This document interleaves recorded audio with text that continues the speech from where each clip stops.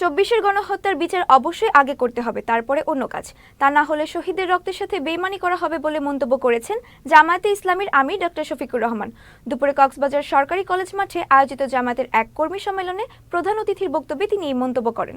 রাজনীতির সাথে চাঁদাবাজি, দুর্বৃত্তের কোনো সম্পর্ক নেই এবং এই ধরনের অপকর্ম থেকে বিরত থাকার আহ্বান জানিয়ে জামায়াতের আমির বলেন, আগে যেমন চাঁদাবাজি ছিল এখনো আছে, এই চাঁদাবাজি যারা করছে তা বন্ধ করতে হবে। বলেন, স্বাধীনতার ৫৪ বছরে কোনো অপকর্ম জামায়াত ইসলামীকে স্পর্শ করেনি, কিন্তু যে দলে অতীতে ক্ষমতা এসেছে তারা দুর্নীতি, লুটপাট করেছে।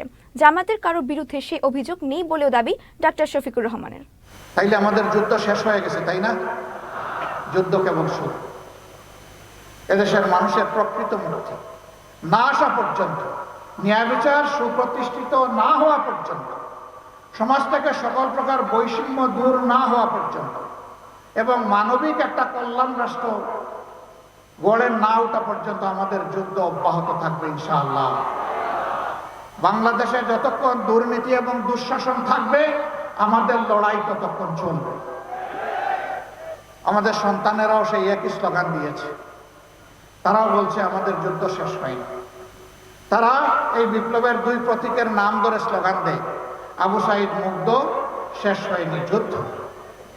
আমরাও বলছি, হে আবু সাইদ মুগ্ধ, শেষ হয়নি যুদ্ধ।